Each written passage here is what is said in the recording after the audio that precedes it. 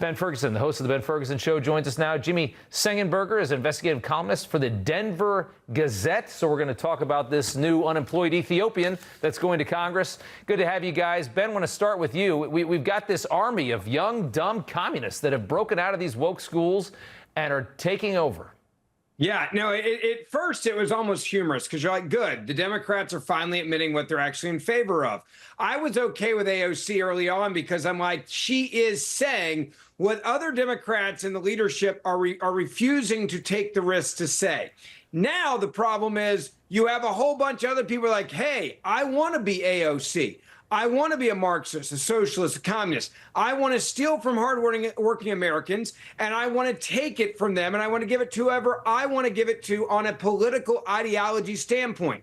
And what you're seeing from Mandami is he's actually giving a roadmap for these other Marxists and socialists, which really had capped out kind of in like tenured higher education positions where they could indoctrinate people at Harvard and Yale and Princeton, MIT, and, you know, all of the Columbia University. And they really were owning our universities. But now what they're doing is they're actually destroying this country from within. And so I think we have to look at this a little bit differently now moving forward in 2026. Yeah. This is a threat to democracy. It is a threat to this country, it is a threat to our way of life. And how did they get here? It's a side part of this, but it's important. By sending millions of illegal immigrants from countries that were used to communism, they were used to socialism, they were used to Marxism, and they would vote for it when they got to America. That's why they brought them all here and opened our borders. It makes perfect sense.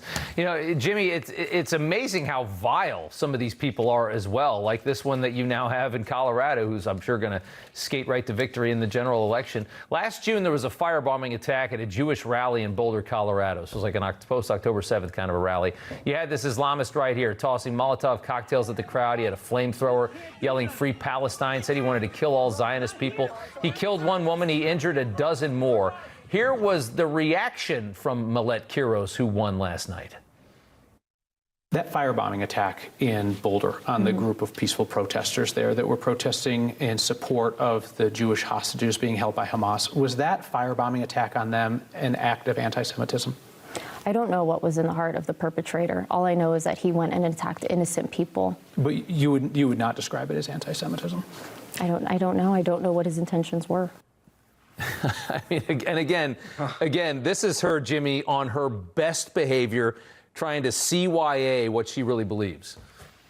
Yeah, without a doubt, good to be with you guys. When I hear Melat Kiros speak with Kyle Clark there in that TV interview, you can hear the vitriol in her voice that's just being subdued. The fact of the matter is that there's no other way to slice it. This firebombing on a group of Jews simply advocating for the release of hostages held by Hamas was unequivocally anti-Semitism. An 82-year-old woman died as a result of that attack. This was not something small. When you talk about her justifying, in essence, terrorism, acts of terror against Israel, the most devastating, brutal attack against Jews since the Holocaust on October 7th, essentially saying they had it coming. It is utterly disgraceful. But what's even worse, Rob, is the fact that the Democrats in Colorado not only are sending this woman to Congress,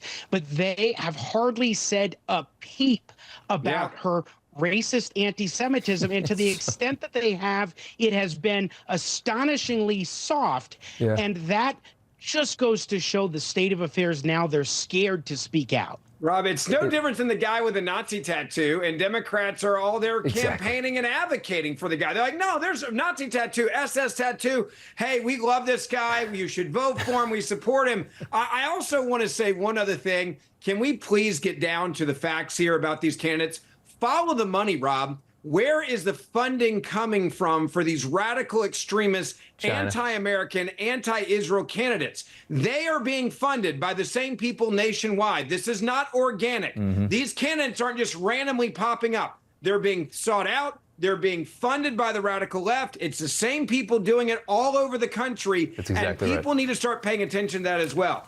It's really scary. And who would have thought that there'd be, I mean, these are they're frankly Nazis in a lot of ways. I mean, there's just this visceral hatred for the Jews just coming from the far left is surreal to watch, and watching the party just kind of not really want to talk about it after all the nonsense about Hitler and Nazis they've talked about Trump these last 10 years.